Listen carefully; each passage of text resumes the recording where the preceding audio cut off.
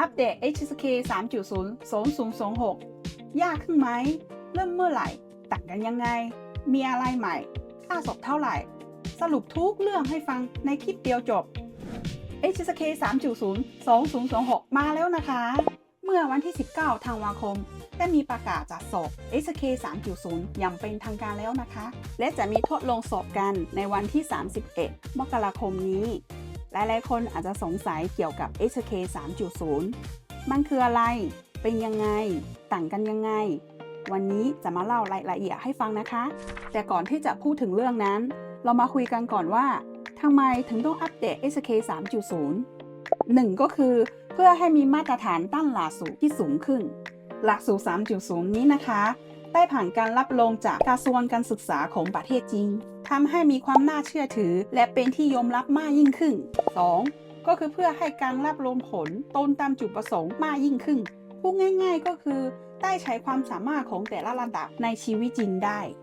3. เพื่อลดช่องว่างความยากง่ายระหว่างแต่ละระดับ หลักสูตร 3.0 ได้มีการจัดเป็นเนื้อหาใหม่ทำให้ความยากง่ายของแต่ละระดับมีความเม็กเซนมากขึ้น แล้วการแบ่งระดับการสอบมีอะไรเปลี่ยนไปไหม เดิม HSK 2.0 จะแบ่งเป็น 6 ระดับ แต่ HSK 3.0 จะถูกแบ่งเป็น 3 ชั้น 9 ระดับ ซึ่งก็คือชั้นพื้นฐาน ชั้นกลาง ชั้นสูง โดยในชั้นสูงจะเพิ่มระดับ 7-9 ขึ้นมา เพื่อช่วยรับรองความสามารถด้านภาษาในระดับสูง ให้ทุกคนสามารถเอาไปใช้ในงานเฉพาะทางด้านภาษาได้ พูดง่ายๆก็คือเลเวล 1-3 บวกกับใช้ในชีวิตประจำวัน เลเวล 4-6 บวกกับการใช้ในการเรียนและการทำงาน ส่วนเลเวล 7-9 ก็จะเหมาะกับด้านเฉพาะทาง จำนวนคำศัพท์เพิ่มขึ้นไหม ถ้าดูจาก HSK เดิม จะเห็นว่า HSK 1-6 จะมีอยู่ทั้งหมดประมาณ 5,000 คำ แต่ถ้าดู HSK 3.0 ก็จะเห็นว่าตั้งแต่ 1-6 รวมกันแล้วมีอยู่ทั้งหมด 5,400 คำ จริงๆ แล้วมันเพิ่มแค่ 400 คำ เขาแค่กระจายคำศัพท์จากเลเวลสูงๆ ไปที่เลเวลต้นๆ ก็เพื่อลดความยากระหว่างเลเวลให้มันบาลานซ์กัน ที่ต่างกันจริงๆ ก็คือ HSK 6 ไปถึง HSK 7-9 คำศัพท์ได้เพิ่มขึ้นมาตั้ง 5,480 คำนะคะ ซึ่งฟังดูแล้วน่ากลัวมากใช่ไหม แต่อันนี้สำหรับคนที่ทำงานเฉพาะทางนะคะ นอกจากนี้ HSK 3.0 ยังมีการจัดประเภทเป็นตัวอักษรที่ต้องอ่านได้ และตัวอักษรที่ต้องเขียนได้จำนวนของแต่ละระดับก็ตามตารางนี้เลยนะคะ ประเภทข้อสอบเหมือนเดิมไหม เดิมประเภทข้อสอบถูกแบ่งเป็นฟัง อ่าน เขียน ส่วนผู้ซึ่งก็คือ HSKK ก็จะเลือกได้ว่าสอบหรือไม่สอบ แต่ถ้าเป็น HSK 3.0 จะเพิ่มแปลกับผู้เข้ามา ถ้าดูจากตารางก็จะเห็นว่า HSK ระดับ 2 ต้องสอบข้อเขียนแล้วนะคะ 3-6 จำเป็นต้องสอบ HSKK ด้วยนะคะ ส่วน 7-9 จะมีข้อสอบแปลกับข้อสอบคู่เพิ่มเข้ามานะคะมาทีนี้จะมาเปรียบเทียบข้อสอบเก่าและใหม่ให้ดูกันแบบพาร์ทต่อพาร์ท ส่วนคลิปนี้จะพูดถึงแค่ข้อสอบ HSK 3.0 อย่างเดียวนะคะ ส่วนข้อสอบ HSKK ไม่มีอะไรเปลี่ยนใหม่ค่ะ ใครกำลังสนใจจะสอบ HSK ระดับไหน สามารถเลื่อนไปดูตามที่ตัวเองสนใจได้เลยนะคะ มาเริ่มกันที่ HSK 1 ข้อสอบข้อฟัง HSK เดิมแบ่งเป็น 4 พาร์ท 20 ข้อ 15 นาที โดยพาร์ทที่ 1 ซึ่งก็คือฟังประโยชน์แล้วกาทูผิให้ลูก ตามตัวอย่างนี้เลย ก็คือใน HSK ใหม่จะไม่มีพาร์ทนี้แล้วนะคะ ส่วน HSK 3.0 จะถูกแบ่งออกเป็น 4 พาร์ท 20 ข้อ 12 นาที โดยพาร์ทที่เพิ่มมาใหม่ก็คือฟังแล้วเลือก ABC ที่เข้ากับประโยชน์ เรามาดูกันตัวอย่างของแต่ละพาร์ท พาร์ทแรกฟังแล้วเลือกรูปภาพที่ถูกต้อง ซึ่งก็เหมือนอันเดิมเลย ส่วนพาร์ทที่มาใหม่ก็คือฟังแล้วเลือกตัวเลือกที่เข้ากับประโยชน์ เขาถามว่า今天天气怎么样วันนี้อากาศเป็นไงบ้าง เราก็ต้องเลือกตัวเลือกที่เกี่ยวข้องกับอากาศ ซึ่งก็คือ C 非常热ร้อนมากๆ ส่วนพาร์ท 3 กับ 4 ก็จะเหมือนอันเก่า จับคู่รูปภาพกับบทสนทนา กับฟังแล้วเลือก ABC ตอบคำถาม และข้อสอบข้ออ่านนะคะ เดิมแบ่งเป็น 4 พาร์ท 20 ข้อ 15 นาที โดยพาร์ทที่ 1 ดูรูปกับคำศัพท์แล้วเลือกกาถูกผิด อันเนี้ยก็คือข้อสอบที่จะหายไป มาดูกันที่ HSK ตัวใหม่ มี 4 พาร์ท 20 ข้อเหมือนกันนะคะ แต่เพิ่มเวลาเป็น 20 นาที พาร์ทที่เพิ่มมาใหม่ก็คืออ่านประโยคแล้วเลือกตัวเลือกตอบคำถามเดี๋ยวเราไปดูกันทีละพาร์ทถ้าใครจำได้พาร์ท 1-3 ก็จะเหมือนกับ SK เดิมเลยอันแรกจะให้จับคู่รูปกับประโยคอันไหนคู่กันก็เอาไปเติมในช่องว่างอันนั้น 2 ก็คล้ายๆกันให้จับคู่ประโยคคำถามกับคำตอบอันไหนคู่กันก็เอาไปใส่เลย 3. เลือกคำศัพท์ที่ให้มาเอาไปเติมในช่องว่างให้ถูกต้องส่วน 4. ซึ่งเป็นข้อที่เพิ่มมาใหม่อันนี้เขาจะให้อ่านประโยคด้านบนนี้แล้วก็จะมีคำถามเราก็ต้องเลือก A B C พวกนี้ให้ถูกต้องเช่นข้อนี้请问现在几点了ขอถามหน่อยตอนนี้กี่โมงแล้วคำถามคือ说话人想知道什么คนที่พูดเขาอยากรู้อะไรแสดงว่าเราต้องเลือก A 时间เวลาแบบนี้นะคะมาดูข้อสอบ HSK 2 พัดฟังอ่านและภาคเขียนที่เพิ่มเข้ามาใหม่มาเริ่มกันที่ข้อสอบข้อฟัง HSK เดิมแบ่งเป็น4พาร์ท35ข้อ25นาทีโดยพาร์ทที่1ฟังประโยชน์แล้วเช็คถูกผิดยังจำกันได้ไหมพาร์ทนี้ใน HSK 3.0 จะไม่มีแล้วนะคะใน HSK 3.0 จะถูกลดเหลือแค่3พาร์ทโดยจะเอาพาร์ทการถูกผิดออกแล้วเปลี่ยนเป็นพาร์ทฟังแล้วเลือกรูปภาพแทนส่วนพาร์ทฟังที่เป็นการสนทนาเนี่ยจาก2พาร์ทจะรวมให้เหลือพาร์ทเดียวจำนวนข้อก็ลดลงเหลือ25ข้อจาก35เวลาก็ปรับให้เหลือ17นาทีทีนี้ไปดูหน้าตาของแต่ละพาร์ทกันพาร์ทแรกนะคะฟังแล้วเลือกรูปภาพที่ถูกต้องก็จะหน้าตาแบบนี้เลยประโยคที่ได้ยินเกี่ยวกับโรถบัสเพราะฉะนั้นเลือก A 2. ฟังแล้วจับคู่รูปภาพกับประโยคอันนี้เหมือนข้อสอบเดิมเลือกไปเติมในช่องว่างพาร์ท 3. ฟังบทสนทนาฟังคำถามแล้วเลือกตัวเลือก A B C ให้ถูกต้องอันนี้เดิมมี2พาร์ทสั้นกับยาวตอนนี้เหลือแค่พาร์ทเดียวข้อต่อไปข้ออ่านนะคะ SK เดิมแบ่งเป็น4พาร์ท25ข้อ20นาทีโดยพาร์ทที่จะถูกเอาออกก็คือพาร์ทข้อการถูกผิดอันนี้เลยโดย SK 3.0 จะแบ่งออกเป็น4พาร์ท25ข้อแต่เพิ่มเวลาเป็น25นาทีโดยพาร์ทที่มาแทงแบบการถูกผิดก็คือพาร์ทที่4อ่านบทความแล้วเลือกตัวเลือกตอบคำถามซึ่งจากเดิมเนี่ยจะเริ่มมีใน SK 3 นะแบบใหม่ก็คือเอามาใส่ตั้งแต่ SK 2 เลยมาดูกันทีละพาร์ทที่ 1-3 ก็คือจะเหมือนแบบเดิมพาร์ทแรกให้จับคู่รูปภาพกับประโยคเขาพูดถึงอันไหนก็เอาไปเติมในช่องว่างอันนี้ให้เลือก choice คำศัพท์ A ถึง F เอาไปเติมในประโยคให้ถูกต้องพาร์ท 3 จับคู่ประโยคให้สัมพันธ์กันกับประโยคข้างล่างก็เลือกเอาไปเติมให้ถูกต้องและพาร์ทที่ 4 ที่บอกไปว่าแบบเดิมจะเจอได้ใน SK 3 ก็คืออันนี้นะคะให้อ่านประโยชน์ด้านบนแล้วเลือกตัวเลือกมาตอบให้ถูกต้องแค่นี้เลยไม่ได้ยากขึ้นแค่เปลี่ยนรูปแบบนิดหน่อยต่อไปข้อเขียน SK เดิมจะไม่มีข้อสอบนี้แต่ใน SK 3.0 จะมีข้อสอบข้อเขียนเพิ่มขึ้นมาโดยจะมีทั้งหมด2พาร์ทจำนวน10ข้อ10นาทีเราไปดูข้อสอบกันพาร์ทที่ 1 ให้เลือกส่วนประกอบของตัวอักษรที่หายไปจาก A ถึง F เอาไปเติมในช่องว่างนี้ให้ถูกต้องนะคะ 2. เขียนคำศัพท์ตามพิมพ์ยิงและประโยชน์ที่เขากำหนดเขียนลงในช่องว่างให้ถูกต้องเดิมอันนี้จะมีใน HSK 3 เนาะแต่แบบใหม่มีตั้งแต่ HSK 2 แล้วนั่นก็หมายความว่า HSK 2 ก็ต้องเริ่มฝึกเขียนแล้วนะคะทุกคนไม่ใช่แค่ต้องอ่านได้แล้วนะคะข้อสอบ HSK 3 ข้อฟังอ่านเขียนแบบเดิมเป็น4พาร์ท40ข้อ35นาทีโดยพาร์ทที่2ข้อการถูกผิดจะไม่มีแล้วนะคะ SK 3.0 เป็น3พาร์ท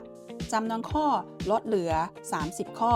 เวลาลดเหลือ23นาทีโดยพาร์ท2ก็จะเหมือนพาร์ท3กับ4เวอร์ชันเดิมส่วนพาร์ทใหม่ที่จะมาแทนก็คือฟังประโยชน์แล้วเลือกตัวเลือกตอบคำถามเรามาดูข้อสอบกันพาร์ท1กับพาร์ท2เหมือนเดิมซึ่งก็คือฟังแล้วจับคู่รูปภาพกับบทสนทนาพาร์ท2ฟังบทสนทนาแล้วเลือกตัวเลือกตอบคำถามที่ไม่เหมือนกันก็คือพาร์ท3ฟังประโยชน์แล้วเลือกตัวเลือกตอบคำถามอย่างข้อนี้ประโยคก็จะยาวหน่อยนะคะต้องฟังประโยชน์และคำถามให้ดีนะคะแล้วเลือกช้อยให้ถูกต้องต่อไปข้ออ่าน SK เดิมเป็น3พาร์ท30 ข้อ 30 นาที และ SK 3.0 ก็เหมือนกันเลยเป็น3พาร์ท30 ข้อ 30 นาที ต่างกันตรงที่ในพาร์ทที่ 3 อ่านบทความแล้วตอบคำถามใน1บทความจะมีหลายคำถาม จะเป็นยังไง เดี๋ยวเปรียบเทียบให้ดูนะคะมาดูกัน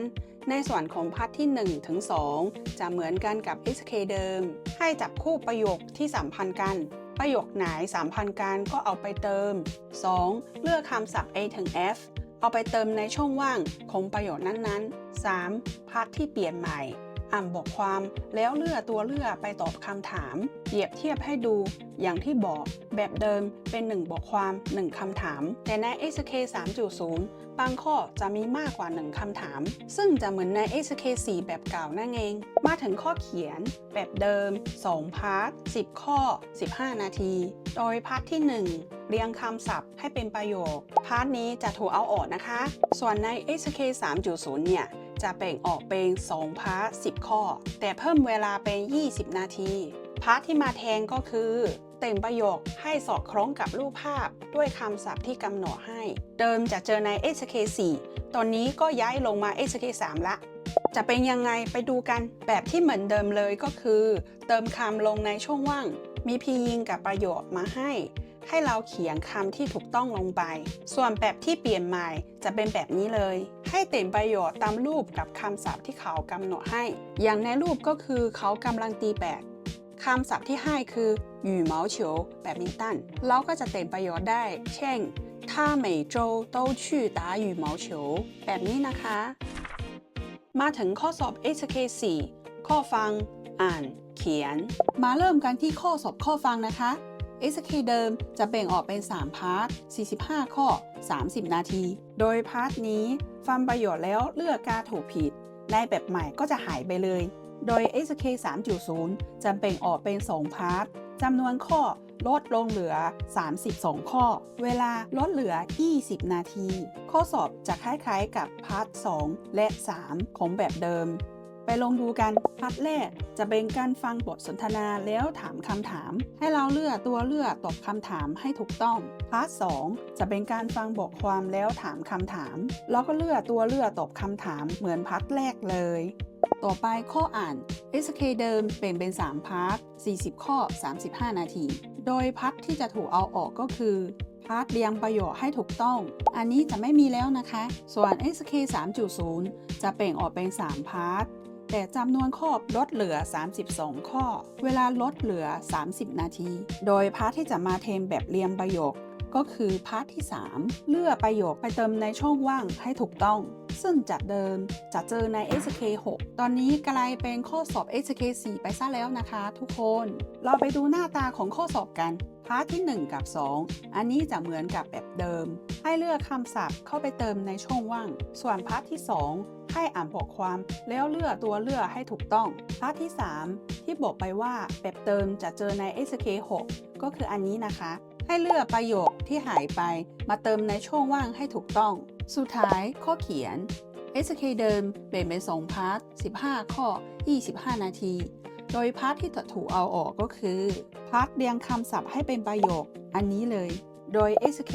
3.0 จะแบ่งออกเป็น2พาร์ทแต่จะเหลือแค่6 ข้อเวลา25 นาทีเหมือนเดิมโดยจะเปลี่ยนจากข้อเรียงคำศัพท์เป็นการเขียนเรียงความจากหัวข้อที่กำหนดซึ่งอันนี้ก็ย้ายมาจาก SK 5 ไปดูหน้าตาของข้อสอบกันค่ะพาร์ทแรกแต่งประโยคให้สอดคล้องกับรูปภาพด้วยคำศัพท์ที่กำหนดให้อันนี้เหมือนเดิมเลยนะคะส่วนอันนี้ที่ย้ายมาจาก SK 5 เขียนเรียงความจากหัวข้อที่กำหนดโดยต้องไม่ต่ำกว่า80 ตัวอักษรนะคะเช่นข้อนี้หัวข้อคือ介绍一下你最难忘的一次旅行แนะนำการท่องเที่ยวที่เธอลืมยากที่สุดแล้วก็เขียนไปให้ไม่ต่ำกว่า80 ตัวอักษรอันนี้นับรวมพวกเครื่องหมายแล้วนะคะให้ดีก็เขียนให้เกินไปสักหน่อยจะได้ไม่พลาดกันนะคะต่อไปมาดูข้อสอบ SK 5 กันค่ะเริ่มกันที่ข้อสอบข้อฟังนะคะ เติมมีทั้งหมด2พาร์ท45 ข้อ 30 นาที โดยข้อสอบข้อนี้เนี่ยที่ให้ฟังสนทนาสั้นแล้วเลือก A B C แบบนี้อันนี้จะไม่มีแล้วนะคะ SK 3.0 จะถูกปรับเป็น2พาร์ทเหมือนเดิมแต่จำนวนข้อลดลงเหลือ35 ข้อจาก45เวลาเหลือ25 นาทีจาก30 นาทีโดยข้อสอบจะเปลี่ยนแปลงฟังสนทนาแล้วเลือก choice คำตอบกับฟังบทความแล้วเลือก choice คำตอบแยกกันแบบนี้นะคะอันนี้คือหน้าตาตัวอย่างข้อสอบข้อฟังสนทนาเราก็ฟังสนทนาแล้วก็ฟังว่าเขาถามอะไรถึงค่อยเลือกคำตอบนะคะส่วนอันนี้ข้อสอบฟังบทความอันนี้ต้องพยายามจับใจความให้ได้ข้อ1บทความจะมีมากกว่า1คำถามเราฟังบทความเสร็จ1รอบแล้วเรารอฟังว่าเขาถามว่าอะไรแล้วเลือกตอบไปทีละข้อนะคะต่อไปข้ออ่านแบบเดิมเป็น3พาร์ท45 ข้อ40 นาทีพาร์ทที่จะหายไปก็คือเลือกตัวเลือกที่มีความหมายตรงกับบทความพาร์ทนี้ก็จะหายไปส่วน SK 3.0 ข้ออ่านจะเป็น3พาร์ทเท่าเดิมจำนวนข้อเหลือ35 ข้อจาก45เวลาเหลือ35 นาทีจาก40 นาทีส่วนพาร์ทที่มาแทนพาร์ทที่หายไปก็คือเรียงลำดับบทความให้ถูกต้องไปดูข้อสอบกันค่ะพาร์ท1กับ3ก็จะเหมือนเดิมนะคะให้เลือกตัวเลือก A B C D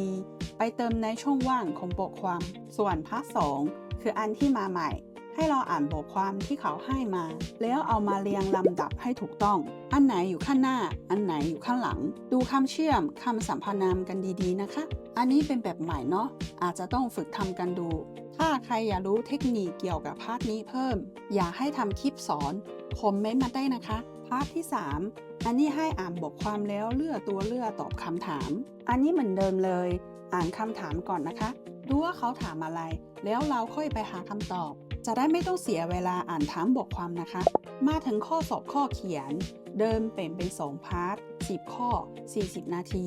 อันนี้แทบจะหายไปหมดเลยอย่างอันนี้เรียงคำศัพท์ให้เป็นประโยคอันนี้จะไม่มีแล้วนะคะและอันนี้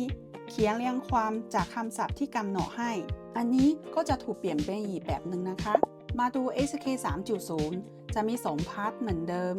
จะเหลือแค่2ข้อพาร์ทละ1ข้อเวลา40 นาทีเท่าเดิมไปดูข้อสอบกันค่ะพาร์ทที่1เขียนเรียงความจากรูปภาพไม่ต่ำกว่า100ตัวอักษรอันนี้ก็เหมือนเดิมเลยนะคะ100ตัวอักษรนับรวมเครื่องหมายแล้วนะคะส่วนพาร์ท2ขอให้เราเขียนเรียงความอีกแล้วเขียนเรียงความตามหัวข้อที่กำหนดไม่ต่ำกว่า200ตัวอักษรก็เหมือนกับพาร์ทแรกเลยนะคะแค่เปลี่ยนจากรูปภาพเป็นหัวข้อแบบใหม่มีเรียงความมาให้2ข้อแต่เวลาเท่าเดิมอันนี้ต้องฝึกจับเวลาตอนเขียนกันด้วยนะคะจะได้ทำให้ทัน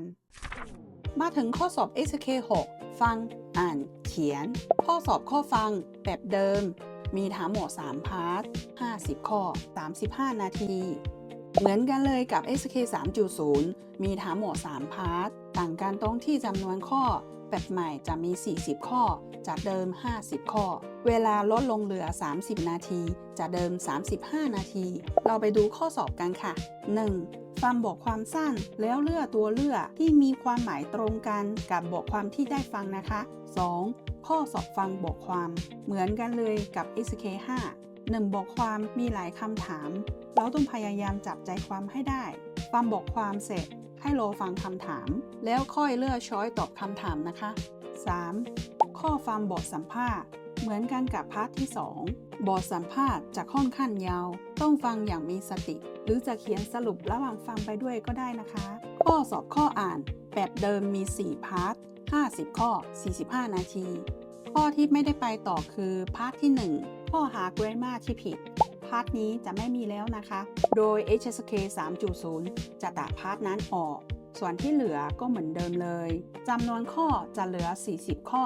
เวลาลดลงเหลือ40 นาทีค่ะพาร์ทที่1เลือกคำศัพท์ไปเติมในช่องว่างของบทความเราก็ลองพิจารณาดูช่องที่ว่างควรเติมคำว่าอะไรเพื่อให้ประโยคสมบูรณ์พาร์ท2ให้เลือกประโยค A ถึง F ที่เขากำหนดให้เอาไปเติมในช่องว่างของบทความให้ถูกต้องนะคะ